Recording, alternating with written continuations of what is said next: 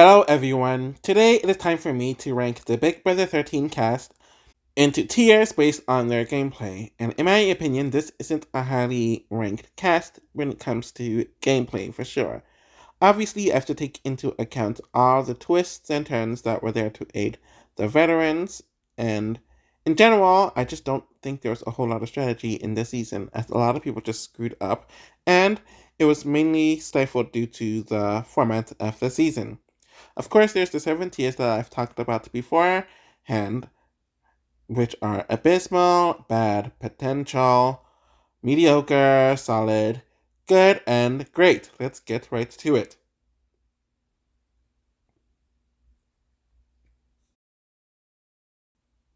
At dead last at 14th is Keith. Usually the first boots who are in a solid alliance, or the first boots who are in a solid alliance and end up getting booted in a close vote, are usually higher on the list, and are usually on the bad tier, or the potential tier maybe, but I just cannot put Keith in either of those tiers.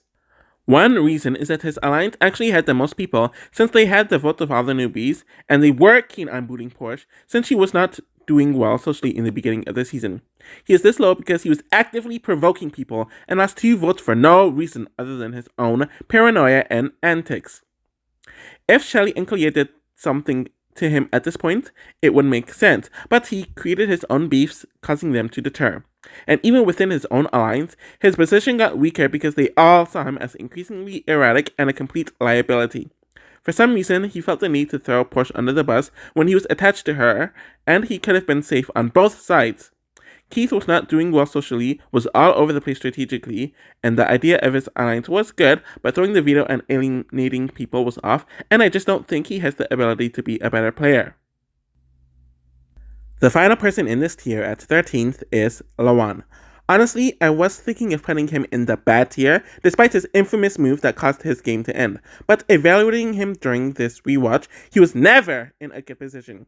He was in the alliance of the regulators, but of course that alliance fell apart immediately, and while he was the final person who lasted in the alliance, he was not in a good position in the house.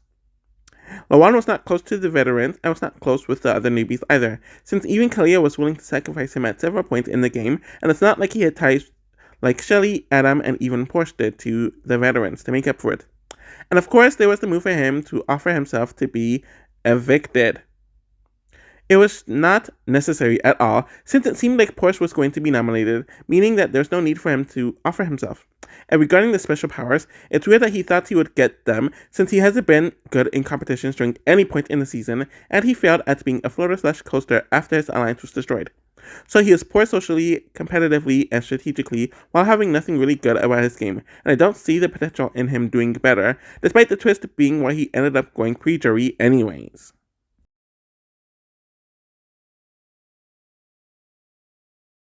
So the first person in this tier at 12th is Brendan.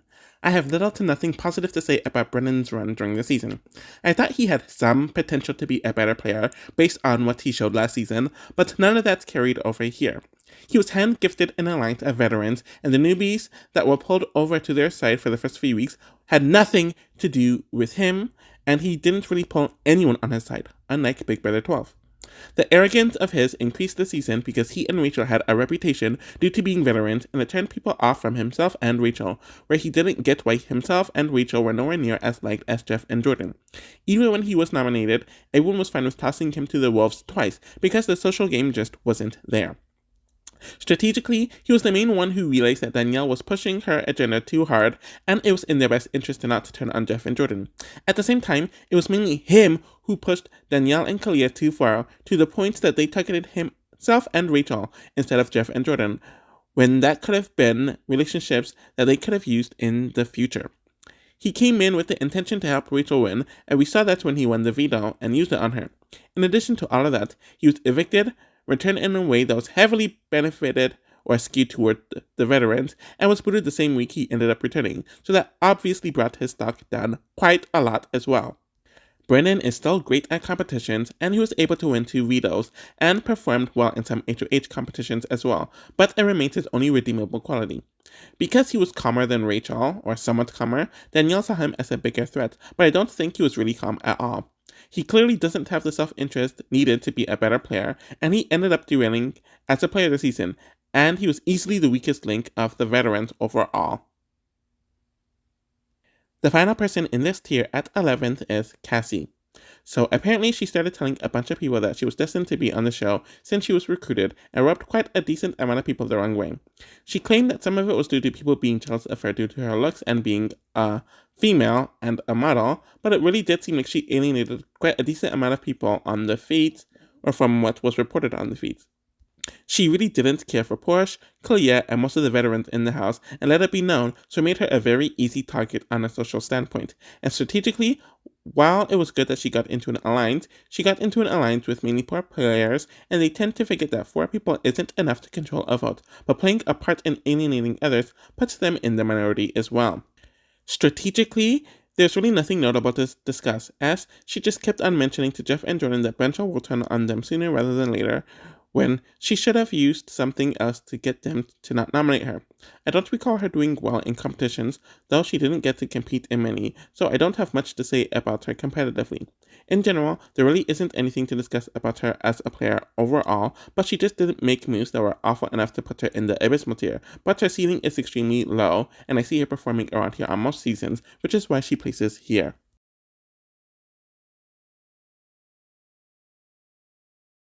So the first person in this tier at 10th is Evil Dick. I really do not have much to say about him, and I don't even know if I should put him on the list, but I ended up doing so because he is a veteran and it gives extra content and context pertaining to his overall Big Brother journey. But it did seem like he was the main person who set up success with the veterans, essentially creating the strategy of working together and pulling a few newbies, building relationships with Adam and Porsche, which would be key to the success of the veterans. From the little we got of him, it seemed like he had the strategy down pat, and he was doing better socially than the other veterans, but I am sure his volatile and aggressive side would have came out eventually.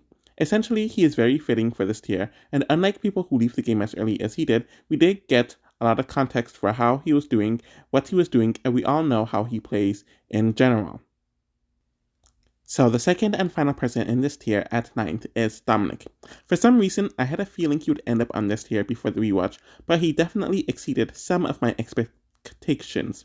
He was the only one in this alliance who seemed to have a grasp on the game from a social, competitive, and strategic point of view, and knew that you needed to make some sort of connection with the vets, even if you're planning on going after them eventually. Of course, he bonded with Danielle, but he was decently close with Brenshaw as well, and even Jeff said that he didn't dislike him. It also seemed like he had solid relationships with the other newbies like Porsche and Clea as well, not including people who were in his alliance, or the Regulator Alliance.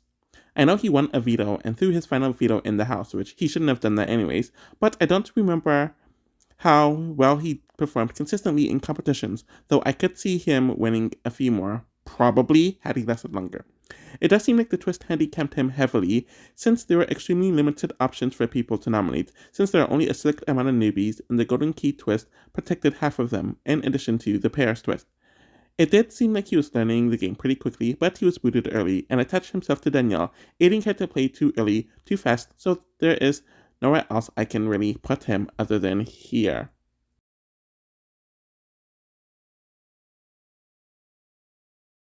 So the first person in this tier at 8th is Rachel. I really wanted to put her a lot lower, and I initially did have her lower on this list, but I realized that I needed to calm down a bit and try to be a bit more balanced. I don't recall ever putting a winner this low on my season game player tiers ranking list beforehand. Anyways, I don't really see much improvement pertaining to her gameplay and growth as a player between the two seasons, but I am not going to lie and act like she didn't make any improvements. She did get close to Porsche during the season, and it would be a very important interaction for her personally and strategically, as she did grow close to Jordan in the season, while being closer to Danielle in the beginning of the season, though she of course wrecked that. That's a small set of social improvements, and she did learn that she had to kiss after people were not in power after Brennan left the second time, so yeah, I tried my best with that one. Oh, I have another one. She did use her HOHs to be a bit more strategic than personal throughout the season, which wasn't the case with her BB12 HOHs.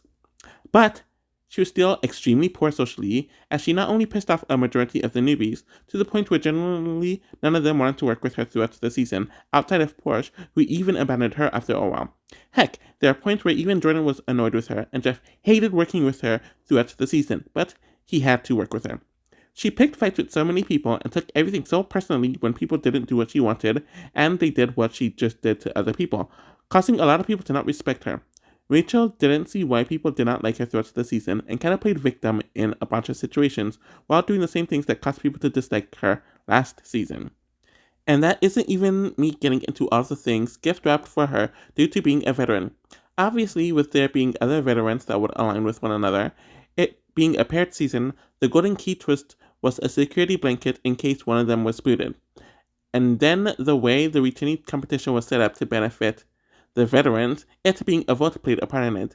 And then not only were the duels coming in when she and Jordan were not in danger, but the veto competition was the same competition she won as the first HOH earlier in the season. Rachel was still very good in competitions, and it carried her through a lot of the season. And there are some rounds she did make it through without some fluky, funky circumstances. Yeah, that's it.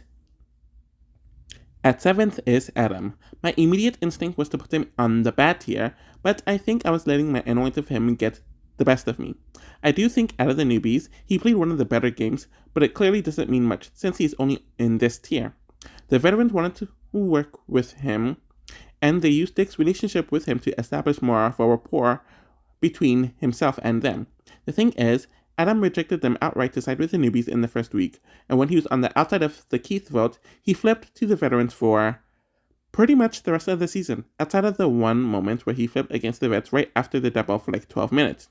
The thing with him is that he never played an active floater game when he was in the position to do so, like Shelley did for a lot of the season, and it's clear he was cast because he was a huge fan of some of the veterans. Adam won 2 competitions, if I remember correctly, so he wasn't necessarily bad, but I don't recall him doing well in a lot of the other competitions either, so he really isn't notable in this regard. When it comes to his social skills, obviously the regulators did not care for him much, and people like Kalia, Rachel, and Danielle were not fond of him, but he was close to Jeff, Jordan, Shelley, and even Porsche by the end of the season, so I think he is relatively mediocre in the social element as well. His big issue is that he wasn't respected in the game. The vets nor the other newbies saw him as a very respectable player, and that's obviously an issue regarding his endgame prospects.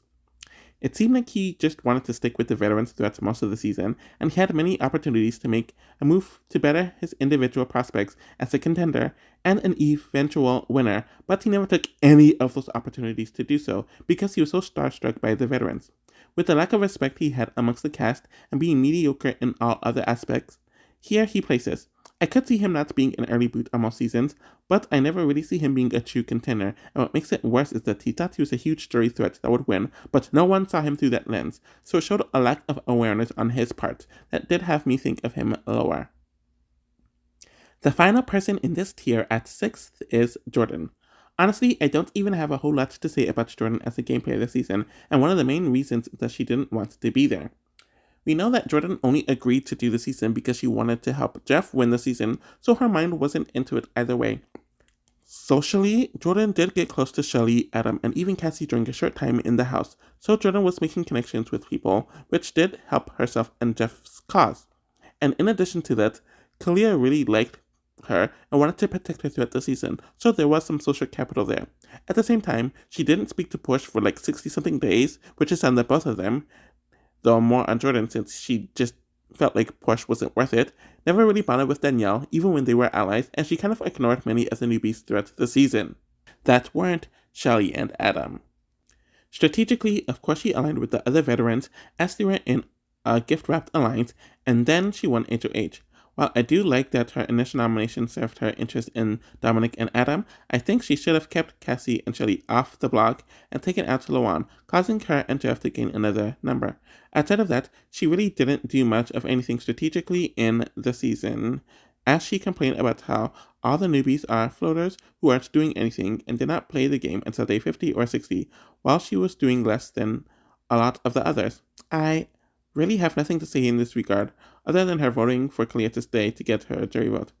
Jordan is always going to be someone who's not threatening, so it will cause her to avoid being an early boot on most seasons. She can be likable, so she will never be hated, and people will keep her around as a number. Jordan isn't a dumb woman, but she isn't very bright and will rarely be a proactive player. I do remember her winning HOH and doing well in some competitions, so she has that in her favor.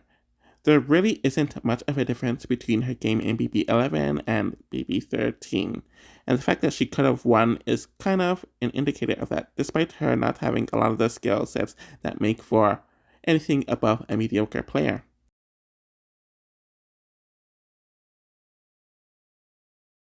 The first person in this tier at 5th is Danielle. I'm going back and forth, back and forth, back and forth about what tier she should be in, since I have a lot of pros and cons about her game here. But I ultimately ended up putting her here since I've placed many players that are just as messy as she is in this tier, despite having many good traits. And I couldn't put her in mediocre because that's the opposite of what her game was here. But I'm really struggling with this one. Anyways, I will say that she did improve her social game a lot this season, as she was obviously close to Brendan and Rachel in the beginning of the game, and was the main vet who was botting a lot with the newbies, especially the likes of Dominic and Kalia, putting her in a prime position throughout the house. Of course, Danielle's coldness and aggressiveness turned people off and blew up her spot, but we also saw her work on relationships with people, where she gained Push and Shelly as allies to the point where people wanted to keep her around. Compared to BB8, where she really stuck with Nick before he left, and people were not connecting with her, Danielle improved a lot socially, in my opinion. Strategically, she was definitely all over the place. Due to her getting the golden key because her father getting pulled, it pushed her towards the final 10, and she was essentially sitting, but she got bored. She was in the middle of two couples, though she hated that position, and was in good with most of the newbies, so the only thing she needed to do was just relax. Thinking about using the rookies to take out the other vets is a good strategy, and making a suggestion to Brenchel is one thing, but actively pushing it, and so early on, is a really bad move. I don't get why she felt the need to target Brendan twice, as it showed ton of vision in my opinion, but she was actually very close to staying when a few weeks ago she was the outcast, so I do give her a lot of props for that and building enough rapport to get people to want to keep her around when she finally did leave. Daniela is obviously good in competition style, and she did make quite a lot of deals with other people in the season. At the same time, she needed a winning streak from herself and Clea to make it as far as she did, where she would have been booted if most of the others won HOH, and as soon as the streak ended, Danielle would have been out, as we saw here. At the same time, she did have huge winning equity, somewhat got herself out of the jam she created for herself, and improved on the flaws that she did have in her first season in many ways. She did crumble under the returnee twist with Clea, and I do have to criticize her for that. Overall, I'm very all over the place with her, but I see more positives than I initially did entering this rewatch, as she didn't have many conveniences that boosted her like she did in BB8, but she actively had a lot of conveniences work against her, and she still pushed through somewhat. At 4th place is Jeff. It really annoys me to put Jeff this high on the cast list, but I do think he's one of the few people who played a decent enough game this season, though a part of me wonders if the difference between here and BB11 is mainly due to him not being an underdog, instead of him making any improvements overall. In a lot of ways, he did play similarly, stuck to his alliance for the entire season, made the same move of backdooring someone he had an agreement with on his HOH, wins the veto to take them out, making him a huge target in front of everyone else, and is then immediately taken out after his HOH the following round. He mentions that he likes playing where there are established sides since he knows where everyone stands up front, but it seems like he falls into a lot of the same traps, and it means he isn't flexible or adaptable as a player. At the same time, we did see him actively put in work to make relationships with some of the newbies like Adam and Shelly, which actively caused more people to be on his side, unlike in BB11, where he actively drove people away from working with him. Even some of the other newbies wanted to work with him, or have deals with him like Kalia, which kept himself and Jordan safe for a while, and he had a lot of influence in the house. The plan to backdoor him was immediately squashed, and Danielle ended up targeting Brenchel over himself and Jordan, where she went out of her way to make a deal with him. I do think he improved socially and got a bit better strategically, especially since he didn't need a coup to take control of the game this season. He was good in competition still, but didn't need to rely on them, like Rachel, Brendan, and even Danielle did in the season. At the same time, Jeff got very confrontational, entitled, and aggressive when he didn't get results he wanted, and threatened people several times throughout the season. He doesn't seem to get that you need a lot of subtlety and nuance with playing the game, and he has neither of those traits, but is mad when some people are able to float and solely rely on their social relationships to carry them far. While he wasn't contented to win the season, and I think production not only wanted to actively push him to get that win, and I think he played the best out of the Reds. I think most of the improvement of his game from this season to Brother 11 or vice versa, however it's the proper way of saying that, happened solely because he was a veteran, and the cast was catered to people who would, of course, really like him, other than him learning from his flaws in BB11 and improving on them here, which I don't think is very much the case with him in this season. At third place for this season is Kalia. With everything she went through in this season and all the hurdles she was generally set up on, with being a newbie in addition to other stuff, I think Kalia did a decent enough job and was a solid player. She was one of the few who sided with the veterans in the first week while still being on good enough terms with the other newbies, so she was pretty well positioned in the first few weeks of the season. She was plotting with Danielle to target Jeff during the third week, and her spot was blown up, mainly due to Danielle's messy gameplay and Clea having an argument with Brennan that didn't go well, after she tried to make amends. Clea ended up on an island with Danielle for a few weeks, but was able to get pushed on the side, which would be important, and had a solid enough relationship with Shelly, but things got rough with the veterans. It also caused people to not respect her and see her as an employee or a slave, which is a microaggression if I ever heard one, for Danielle. And she really struggled with that perception of her in the house. Competitively, she was pretty solid as she was able to win a few HOHs, and I also noticed that she did well in a lot of the. Actually, I think she did well in all of the endurance competitions, despite her physique, though she never pulled out a win for them. Kalia had a set strategy of laying low for the first few weeks and then get into a good enough position where she was able to make some big moves in the game, and she did that, though it was a bit bumpy, while knowing to lay low when you are on the block. The thing with Kalia is that she tends to crumble under pressure, which we saw when she was HOH for the first time, and she let the twist talk her into targeting a newbie who was not coming after her, while leaving all the vets that are safe, and she was kind of in Delulu land thinking the vets would ever be good with her again. But she was the one who took out Jeff, not only on her HOH, but was the tiebreaker vote to evict him, and it definitely opened up the game for everyone involved. I like that she knew that she was seen as Danielle's sidekick, and was willing to do things about it, like making her own deals with people and not being delusional. At the same time, I do think she comes off as annoying to many people and gets in her own way and head at times. She was never able to win back over the veterans after she made the move she did early on in the season, and while she had a lot of good strategic ideas, the execution was all over the place at times. At the same time, I do think she would have thrived more if she was not on a mixed season and in a cast full of all newbies. Definitely one of the more capable people in the season, but has a struggle putting it all together completely. The silver prize of this game player tier ranking and the final person in this tier is Porsche at number 2. I am very shocked that Porsche ended up being this high, but I don't think the most of her game, but I think it shows more of the low caliber of this cast. Porsche was doing horribly in the beginning of the season, as a lot of the newbies did not like her, and getting close to the vets, who seemed like they were tolerating her, was used as an excuse for them to target her to get booted, and she was almost booted first.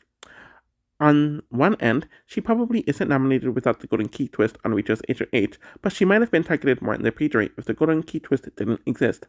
But when she got the Golden Key twist, she did calm her ass down, which is something Danielle didn't do, so I have to give Porsche props for this. But even despite that, she was not able to get close to Jeff and Jordan the entire game, and they repeatedly mentioned that she didn't speak to them until day 60, which is very bad.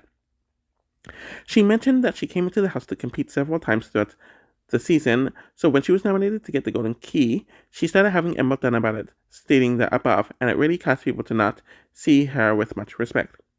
When she was allowed to perform again after the twist ended, she got second place in 4 competitions and was able to win 4 competitions overall in the season. So, competitions are her strongest suit, but she didn't need to rely on it like many others did in the season. Of course, her HOH was screwed with the Pandora's box, but I did like how she utilized her relationship with Rachel throughout the season, though I found it weird that she was targeting Rachel and not Jordan during the round of her HOH. Porsche did lay low and knew when to turn it up at the end, which we saw her do when she won the veto to take Jeff out. It seemed like she struggled with perception, since most of the house, vets and newbies included, saw her as a floater and a player who didn't do anything until like day 50 or 60, which is a problem. She apparently explained her game well to Adam before the finale, which is why he ended up voting for her, but could not execute it very well to the jury, and she had some personal issues pertaining her social perception. She definitely overcame a lot as a newbie and twists screwing up her game, but I do think she was generally a very passive player, and I always forget that she would have went home if Luan didn't volunteer himself, where it was not in Clea's best interest to even think of putting her up. But, like I said earlier, she knew when to kick it up at times, unlike some other people who are generally passive. In general, she's less of a screw up and didn't need as many conveniences as most of the cast, which is why she ended up being here.